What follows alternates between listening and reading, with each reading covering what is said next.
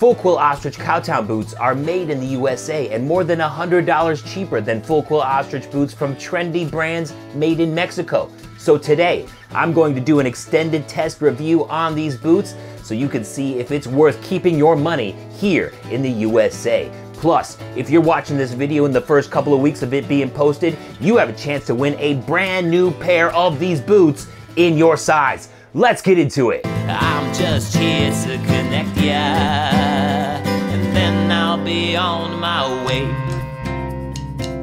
Hey everybody, my name is Jeremiah Craig. Thank you for choosing this video today. I really appreciate it. If this is your first time here, please subscribe as well. I want to thank timsboots.com for supplying the Cowtown boots for this review video and for making a giveaway possible. More information on this giveaway, so be sure to stick around to the end of this video to learn about how you can enter to win a brand new pair in your size, men or women. First, we need to break down the details, put these boots on and walk around, just do a whole bunch of adventure stuff, and I'll have my final thoughts about whether or not these boots live up to the same kinds of boots that are made in Mexico, only these are made right here in the USA. And you know where we start. We start with the rundown. All right, this is Cowtown Boots model N78, and it features Full Quill Ostrich on the vamp and the counter. It looks awesome. I'm a huge fan of Full Quill Ostrich on darker leathers, like chocolate, like black, navy. The leathers that are lighter where the quills pop a little bit more, I'm not so much a fan of, but when the quills are more of a texture on a darker color, love the look of it. Speaking of a darker color, this is a chocolate color Full Quill Ostrich. Absolutely love the color. Down here for a toe shape, we have an N-shaped snip toe.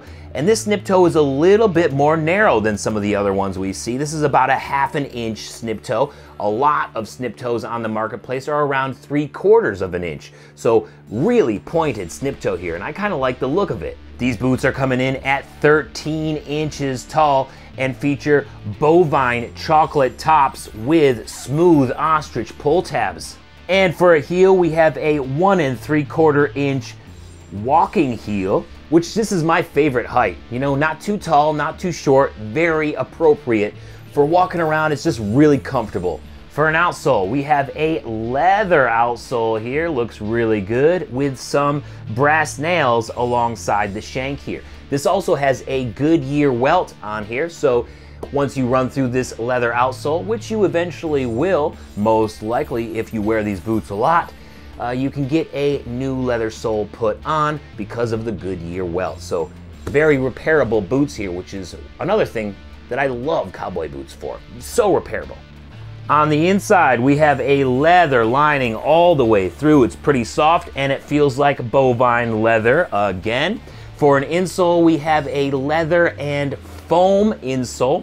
It's non-removable. The leather heel pad goes down about halfway through the insole, and then we have some foam cushion there at the ball of the foot. But the foam does come up all the way to under the heel as well. These boots are made in the USA and they're coming in at $457 at timsboots.com, but you can save 10% on your order when you use my promo code JeremiahCraig1, no spaces, at checkout. And that brings the price down to around $412. That's nuts for an exotic boot like this that's made in the USA. Great deal. Now, I think it's time for us to go on an adventure, break these boots in, and see how they perform. Let's go. Let's take a quick look at these boots on before starting our adventure, and they fit well with these Wrangler 936 Active Flex jeans, and that pointed snip toe looks so awesome. Today I'll be doing some of the waterfall challenge in the Visit Ithaca app, and there are several waterfalls and gorges around the area, so let's get to it and start with Buttermilk Falls. The water level is a bit low this time of year, but it still delivers on a beautiful view. Buttermilk Falls gets its name from the way that the shale and the sandstone creates a foamy look to the water, so that's why they call this Buttermilk Falls. Let's explore a little bit more. This park has a trail which is nearly 1.5 miles up and back, and it's a lot of stairs, so be ready if you come out here and want to go all the way up. Trust me, it's worth it. You'll see.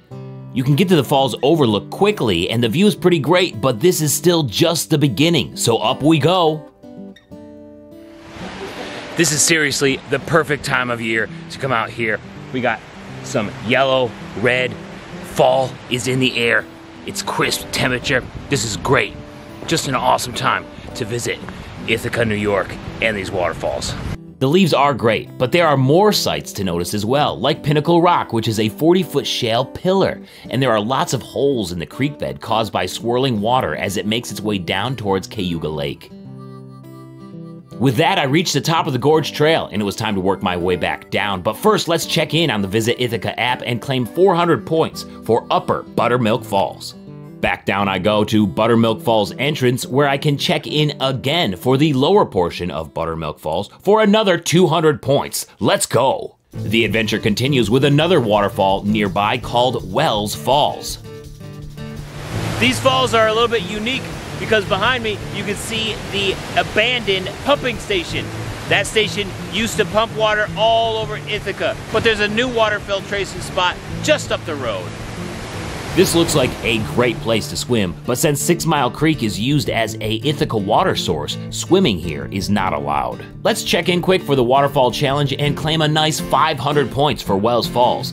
Now let's head to downtown Ithaca, where we can find the entrance to Cascadilla Gorge. This is another uphill hike of about a half mile and lots of stairs. So Cascadilla pretty much goes from downtown Ithaca all the way up to College Town, where Cornell is. And this was a plot of land that was donated to Cornell way back in the day. So this is technically part of Cornell property.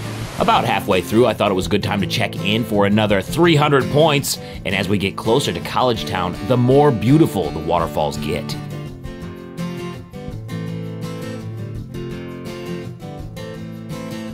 Soon enough, the trail ends up at Cornell University and College Town, but before we go any further, I need to refuel at one of my favorite spots in College Town at Dos Amigos. They have delicious burritos. Love it. After refueling, it was time to head to the next checkpoint, and the fastest way there is to walk through Cornell's campus. Cornell has a beautiful campus with amazing views overlooking Cayuga Lake. And just like that, we're at the Fall Creek Gorge with a short descent down some stairs where we come to a pedestrian suspension bridge over Fall Creek and amazing sights both downstream and upstream. Let's check in once again for the Waterfall Challenge and claim another 300 points. Onward we go until we get to BB Lake on campus at Cornell University and Triphammer Falls. There used to be an abandoned power station at the base of this waterfall too, right here, but it collapsed in 2009. Let's check in again and claim another 300 points before heading back down the hill to see the last waterfall for the day. Lots of walking today, but no problem with these boots at all. Ostrich leather is so soft, so supple, and it feels really thin. So the ostrich leather is a joy to break in. The outsole is also pretty supple as well, so a lot of outsoles will be pretty thick and tough to break in, but not these leather outsoles. The boots really are so easy to break in. Finally, I arrive at Ithaca Falls, which can be seen from the road, but the best views are seen by walking down a very short trail where we can see the falls in all its glory. So this seems like another good place to swim, but right there where the waterfall ends, that's where you get this huge undertow, and it just spins, and several people have drowned there trying to swim because it does look very inviting, but that's deadly.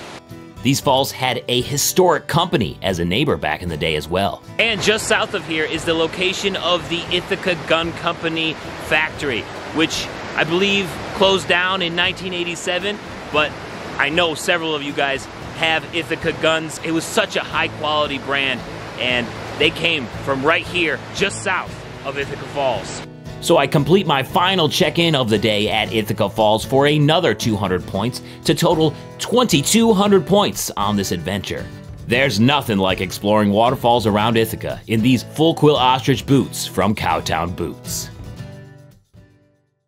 There are lots more waterfalls around here, taller and more majestic. So if you want to see a sequel extended test featuring the waterfall challenge, finishing that out, let me know in the comments below. It would be awesome to go through the entire Visit Ithaca app. Now let's finish up with my final thoughts about these full quill ostrich Cowtown boots. We'll start with break-in, then we'll talk about fit, and then compare to trendy Mexican brands. The break-in for these boots was great. Ostrich leather is super thin, but also really, really durable, thanks to the way that the fibers crisscross. So ostrich leather is actually one of the strongest tensile strengths, so you can stress it and stretch it and it won't tear. For that reason, you're able to get it pretty thin, which means it's going to be great to break in, it's gonna be comfortable right from the get-go, and it's gonna breathe really well too. Ostrich leather is so tough, you're gonna be able to condition it with a few different things.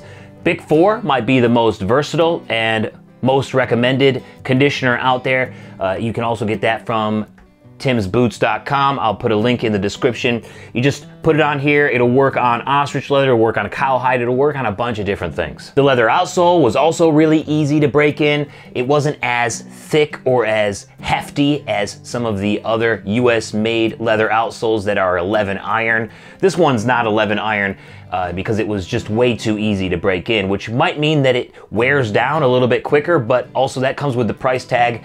And if you pretty much try any other boot in the same price range, they're gonna have very similar outsoles, which makes it easier to break in as well. Kind of nice for a dress boot, if you ask me. You don't wanna be breaking in a dress boot outsole for weeks, months on end. Now let's move to fit. This is the first Cowtown boot that I've been able to try in a B width, which is my true width size. And that was really nice of them to make me a B width because the D width boots just are murder on my feet. This is an 11.5 B size. My true size is a 12B. That's what I measure out on the Brannock device. In previous Cowtown boot reviews that I've done, I've tried 11D, and they seemed a little bit big compared to other brands that are also the same size.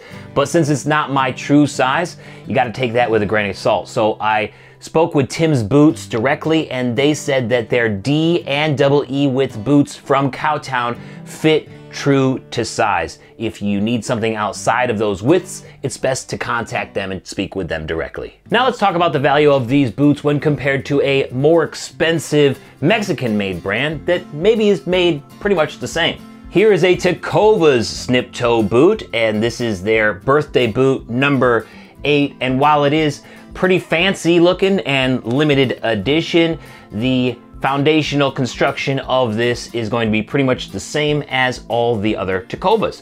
And what makes these two different the most is the fact that this one has a hung leather lining, this one has a more traditional style leather lining, and for an outsole, this one just has brass nails alongside the shank, and this one has wood pegs and brass nails. When it comes down to it, that's really the only difference between these two boots. All right, so let's talk about the hung leather lining. That is something that Tecovas does to hide the seam on the inside that you would get from two pieces sewn together here on the inside. So what they want to do with the hung leather lining is hide this seam right here that you can see with the Cowtown boots. When they do that, a lot of times you'll have a bulge that's even bigger than this seam right here because you're fitting the seam that comes this way and the lining seam that goes this way. So you're doubling up that bulge there. So it often will produce the opposite effect. If you're trying to create more comfort,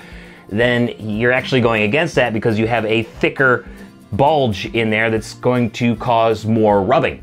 Also, with the hung leather lining, since it's not stitched down with the top stitch on the outside, the hung leather linings tend to rip if you're not careful when you're putting your foot in. I was just talking to a boot repair place out in Montana that had to repair a rip in a hung leather lining, and it was not fun for them, and they don't even want to do it ever again. So the hung leather lining is a little bit more fragile. It can rip, and once it does that, you're screwed.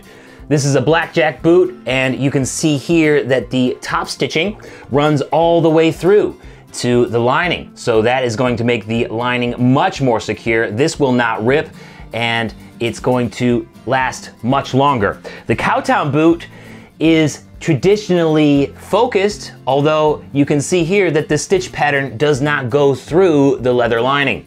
However, I still like this a little bit better just because it has a traditional method of putting the lining in there, and I have a feeling that it is less likely to rip than a hung leather lining. Now let's talk about the wood pegs here. You can see here that there's wood pegs alongside the shank in this Tacova, and also the brass nails, just brass nails here on the Cowtown boot. Wood pegs are used traditionally in cowboy boots because it reacts to the elements in a similar way that the leather does. So it will expand and contract with the leather as it's more wet or more dry. It just does the same stuff that leather does. So everything in a boot, in a traditionally made boot that uses wood pegs, is gonna stay nice and tight. It's gonna be one whole piece. When I was building boots, I made these boots right here, and I actually used wood pegs. And when you use them in traditionally made boots, those pegs go right up through the insole. So you can actually look into any traditionally made boot and see those holes in there, right? Those holes in the insole where the wood pegs came through and then were sanded down ultimately. The problem is when you introduce other materials inside of a boot, cloth, foam, things like that, that are in both of these boots, then the wood pegs really don't do very much of anything, because wood pegs aren't going to react in the same way that foam and cloth does. It's mainly meant to react in the same way that leather does. So whenever you use lemon wood pegs in a more modern made boot, it's mostly a gimmick. So the fact that Cowtown is using just brass nails saves them money. They're not trying to be anything that they're not or pretend that they're more traditional. It saves you money, and it does exactly the same thing that this does, only this method costs Tacovas more and doesn't really accomplish what wood pegs are meant to do. All in all, I would argue that these Cowtown boots are only slightly better than some of the Mexican-made trendy brands, and these are cheaper as well, especially when you use my code JeremiahCraig1 at checkout to save you 10% at timsboots.com.